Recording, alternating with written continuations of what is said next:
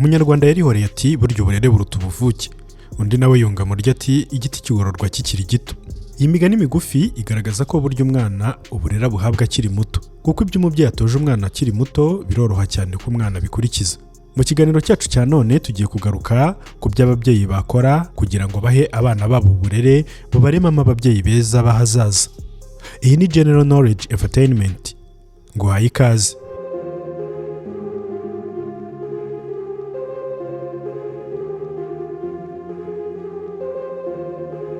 Nk'umubyeyi usabwa mu buryo buhoraho kwereka umwana inzira akwiriye kunyuramo, ukamucyaha aho biri ngombwa kandi ukanamwereka ko uzahora uhari kubwe.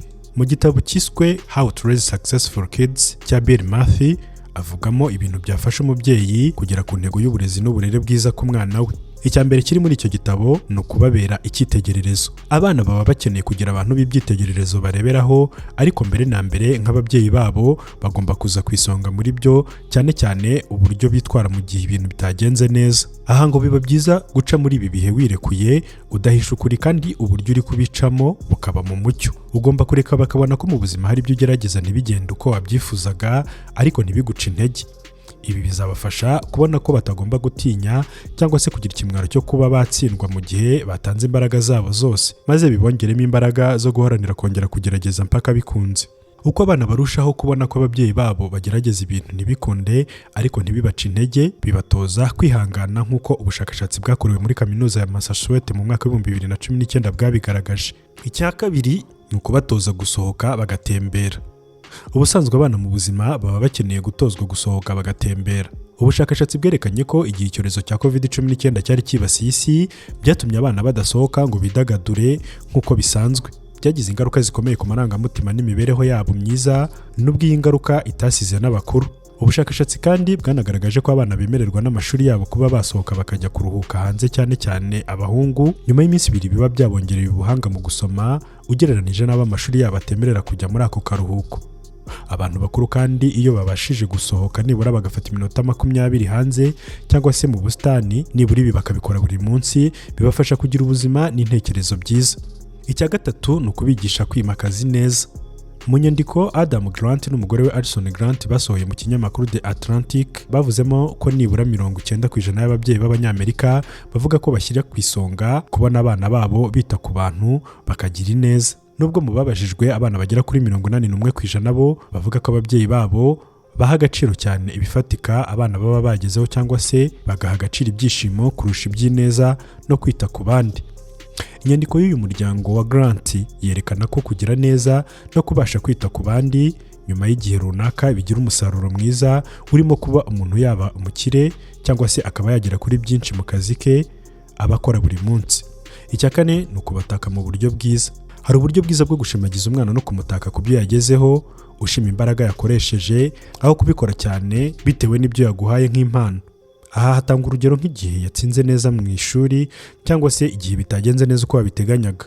Bumwe mu buryo bukwiye ushobora kubimubwiramo, ushobora kuvuga uti ndakwishimiye cyane, nabonye ko wakoresheje imbaraga nyinshi wigira kiriya kizami. Aha ni mu gihe byagenze neza.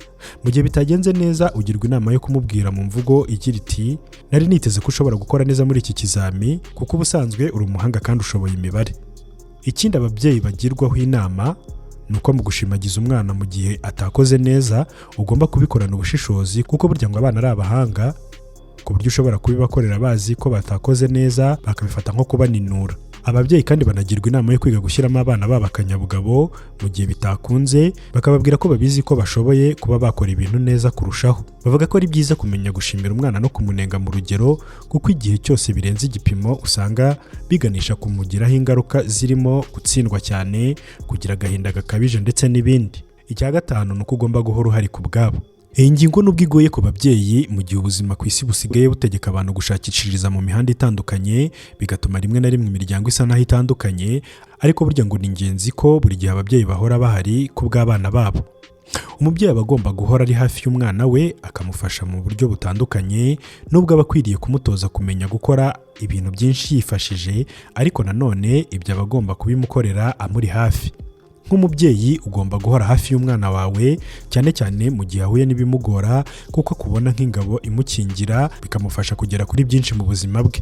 Ababyeyi bagirwa inama yo gukora ibi kenshi gashoboka kuko bifite igisobanuro gihambaye ku kugira icyo umwana ageraho mu buzima bwabo. Nubwo kuva kera inshingano ya kibyeyi yari itoroshye, muri iki gihe ho byabaye ibindi bindi. Ubu wakwibaza uti kubera iki?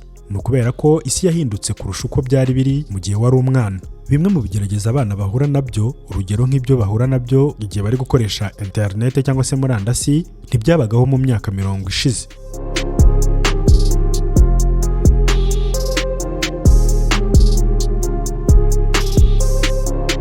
Reka turebere hamwe uburyo butandukanye wafasha umwana wawe guhangana n'ibishuko mu isi y'iki gihe. Bumwe muri ubwo buryo twavugamo nko kumugaragariza amahame ugenderaho. Uko abana bagenda bakura, babwirwa ibintu byinshi bitari ukuri birebana n'amahame mbwirizamuco. Bimwe na rimwe bakayabwirwa n'urungano, ubundi bakabikura mu itangazamakuru. Ingaruka rero ibyo bibagiraho zigaragaza cyane cyane iyo bamaze kuba ingimbi n'abangavu. Icyakora ubushakashatsi bugaragaza ko iyo ingimbi n'abangavu bagiye gufata imyanzuro ikomeye, bita cyane ku bitekerezo by'ababyeyi babo aho kwita ku by'urungano rwabo. Ubundi buryo bwa kabiri wafashamo umwana wawe guhangana n'ibyo ahura nabyo ni ukumufasha kwiyumvisha ingaruka z'ibyo akora. Mu mibereho yacu hafi ya yose dushobora kwibonera ko ibyo dukora byose bigira ingaruka. Tekereza igihe wowe ubwawe wari ukiri umwana. Nta gushidikanya ko amasomo wazirikanye cyane ari ayo wigishijwe n'ingaruka z'ibyo wakoze. Koresha ingero z'ibintu byabayeho. Wereke umwana wawe ingaruka zageze ku bantu bafashe imyanzuro mibi cyangwa se imigisha babonye bitewe n'uko bakoze ibyiza. Icya gatatu ni ukumutoza imico myiza. Aho guhora ubwira umwana wawe ingaruka z'ibikorwa bibi nk'uko tumaze kubibona haruguru, ujye umufasha no gutekereza ku mico yifuza kumenyekanaho. Mu gihe abakiri bato bahanganye n'ibibazo bikomeye, bashobora kwitoza gufata imyanzuro myiza bibaza ibibazo bikurikira: nifuza kuzaba muntu ki? None se umuntu umeze atyo yakemura ikibazo ate? Ibi ngibi nubitoza umwana wawe bizamufasha guhangana na bimwe mu bibazo ahura nabyo kuri iyi si.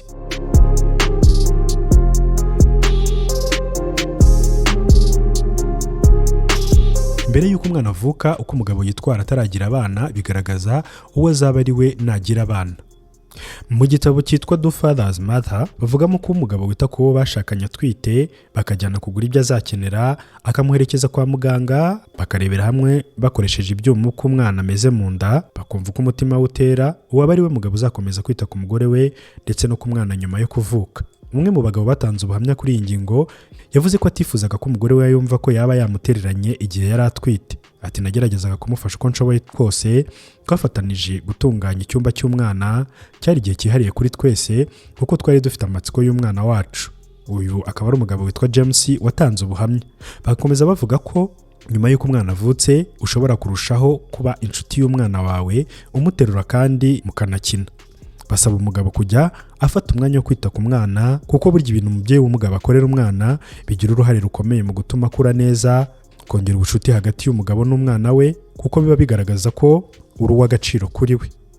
Uko umwana wawe agenda akura, ubushakashatsi bugaragaza ko abana bafitanye ubucuti na ba papa babo batsinda neza mu ishuri, ntibakunda kugira ibibazo bikomeye birebana n'ibyiyumvo, nanone kandi ntibakunze kwishora mu biyobyabwenge ndetse n'urugomo. Jya ufata igihe gihagije ugirana ubucuti n'umwana wawe kuko ibi byanashimangiwe n'umwe mu babyeyi wavuze ko igihe umuhungu we yajyaga kwibana yamubwiye ko ikintu gikomeye yahombye ari ibiganiro bagiranaga igihe babaga bakoze urugendo rurerure mu modoka cyangwa se mu gihe babaga bari gufata amafunguro nimugoroba. Bimwe mu biganiro byiza bagiranaga uyu mubyeyi avuga ko byazaga batabyiteguye. Ibyo bikaba byaraturukaga ku mwanya bamaranaga munini bari kumwe. Tukiri ku mugabo kandi reka tunarebere hamwe impamvu kuba umubyeyi w'umugabo ari inshingano yihariye. Kuva na kera abantu babonaga ko abagabo bafite inshingano yo kwita ku by'umuryango ukeneye no kuwurinda mu buryo bw'umubiri, mu gihe abagore bafatwaga nk'abashoboye kwita cyane ku byo mu rugo ndetse no kuba hafi y'abana. Umushakashatsi mu byerekeranye n'umuryango Judith Weinstein yavuze ibyamubayeho ku giti cye birebana n'iyi ngingo. Yanditse ko igihe umukobwa we w'imyaka 12 yagongwaga n'imodoka, yifuzaga ko papa we ari we umushyira muri ambulance akamujyana kwa muganga kubera ko yari yizeye ko ari we wamwitaho neza. Ageze kwa muganga bwo yifuzaga ko mama we amwicara iruhande umunsi wose akamuhumuriza.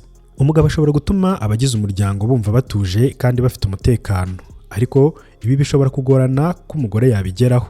Ariko nanone ku rundi ruhande umubyeyi w'umugore nawe atuma abagize umuryango bumva ko bakunzwe kandi bitaweho. Aba bombi iyo bakoreye hamwe nk'ikipe bitanga umusaruro mwiza nk'uko byavuzwe na Daniel.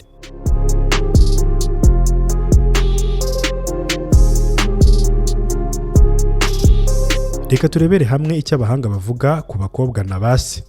Umwana w'umukobwa yigira kuri papa we uko abantu b'igitsina gabo bagombye kumufata. Ibyo akaba abyigira mu buryo bubiri bukurikira. Uburyo bwa mbere yitegereza ko ufata mama we. Iyo ukunda kandi ukubaha umugore wawe bifasha umukobwa wawe kwiga imico izamufasha mu buzima bwe bw'ejo hazaza igihe azaba amaze kuba umugore. Yitegereza kandi uko umufata. Iyo wubaha umukobwa wawe uba umwigisha kwiyubaha, binamwigisha uko abandi bagabo baba bagomba kumwubaha. Ibinyuranye n'ibyo rero birimo guhora unenga umukobwa wawe bituma yitakariza icyizere, bikaba byatuma ashakisha abandi bagabo bamwemera, kandi abo bagabo bashobora kumwangiza aho kumufasha. Umukobwa ukundwa na papa we kandi akamushyigikira ntakururwa n'umugabo uwo ari we wese udafite imico iranga umugabo mwiza, nk'uko byavuzwe n'umuhanga witwa Wine. Iyo umukobwa wawe amaze kuba umwangavu ugirwa inama yo kujya umarana nawe igihe kinini kugira ngo abone ko umukunda nk'uko wamukundaga akiri muto. Ibyo bizamufasha kumva yisanzuye kandi bituma adatinya kukwegera ngo muganire ku ngingo runaka. Niba uhora uhuze ntumuhe umwanya azabibona, bituma ajya gushakira ahandi undi wamuha umwanya akamwitaho. Muri iki gihe mu bihugu bimwe na bimwe usanga abana bakunda ababyeyi babo cyane kandi bakanabumvira, ariko mu bindi bihugu ho ugasanga abana bemera ibitekerezo by'urungano rwabo kuruta iby'ababyeyi babo. Iyo abana bumviye ibitekerezo by'urungano rwabo ntibemera inama ababyeyi babo babagira. Icyo gihe abana bagera mu gihe cy'amabyiruka ababyeyi babo batakivuga, kandi ibyo ntibikwiye kugutangaza kuko burya iyo umwana amarana igihe kinini n'urungano rwe biba bisa n'aho arerwa n'urungano rwe aho kurerwa n'ababyeyi be. Ushobora kwibaza uti se kuki abana babangukirwa no kugirana ubucuti n'abandi bana aho kubugirana n'ababyeyi babo? Reka turebe impamvu zishobora kubitera. Icya mbere ni ishuri.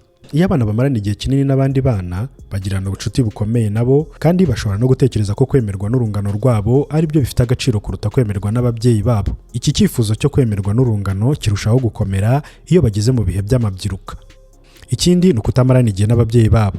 Mu miryango myinshi usanga iyo abana bavuye ku ishuri badasanga ababyeyi babo mu rugo kuko baba bakiri mu kazi. Ikindi gishobora kubitera ni imyumvire y'abakiri bato.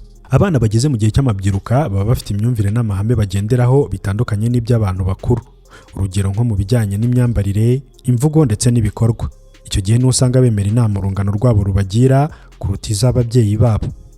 Amatangazo yamamaza nayo ashobora kubigiramo uruhare. Usanga ibicuruzwa byinshi n'imyidagaduro myinshi byibanda ku rubyiruko, ugasanga bituma urubyiruko rwinshi rurushaho kwitarura ababyeyi barwo. Dr. Robert Epstein yavuze ko hatabayeho urubyiruko inganda nyinshi zifite imitungo ibarirwa muri za miliyari zahomba. Urugirwa inama rero yo kugirana ubucuti bukomeye n'umwana wawe kugira ngo wirinde ibi tumaze kuvuga haruguru. Inshuti z'abana bawe zishobora kubafasha, ariko ntizagusimbura ngo zibabere ababyeyi. Igishimishije aha ni uko impuguke nyinshi zivuga ko abana benshi bakubiyemo ingimbi n'abangavu bubaha ababyeyi babo kandi bakifuza kubashimisha. Ubwo rero nugirana ubucuti n'abana bawe bazakwemera kuruta uko bemera urungano rwabo. Ujye umarana igihe n'abana bawe mufatanye gukora imirimo, urugero nko guteka, gukora isuku ndetse n'imikoro yo ku ishuri. Mujye mufatanya gukorera hamwe ibintu bishimishije, urugero nko gukina, kureba televiziyo cyangwa se filme ndetse n'ibindi bitandukanye. Ntugatekereze ko ugomba kubashakira igihe cyihariye, wenda mukamarana amasaha 2 cyangwa se 3, ariko bikaba rimwe na rimwe. Ibyiza nuko wabashakira igihe gihagije aho kubashakira igihe wita ko cyihariye. Ntugatume umwana wawe agirana ubucuti n'urungano rwe gusa. Hari ababyeyi usanga bashimishwa no kubona abana babo bafite inshuti nyinshi.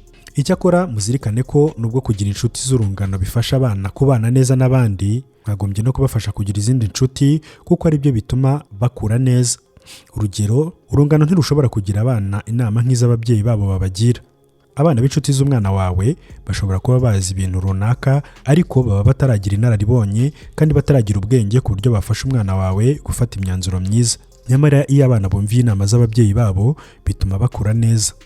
Icya nyuma tugiye gusorezaho ni ukujya utanga inama nziza. Numarana igihe n'abana bawe bizabagirira akamaro no mu gihe bazaba bamaze kuba bakuru. Nanone kandi ujye ubabera urugero rwiza. Ababyeyi nibo ba mbere abana babo bagomba kwigiraho. Iyo abana batojwe gukunda ababyeyi babo no kubumvira, nabo biba bizabafasha kuvamo ababyeyi beza b'ejo hazaza. Ndagushimiye wowe twabanye kuri General Knowledge Entertainment. Nk'uko wabyumvise mu kiganiro cyacu cya none, twagarutse ku byo ababyeyi bakora kugira ngo bahe abana babo uburere bubaremamo ababyeyi beza b'ejo hazaza. Twumvisemo ibyo umubyeyi w'umugabo asabwa by'umwihariko ndetse n'ibyo ababyeyi bose muri rusange basabwa. Komeza kubana natwe rero kuri General Knowledge Entertainment, isoko y'ubumenyi. Ndagushimiye, naho ubutaha.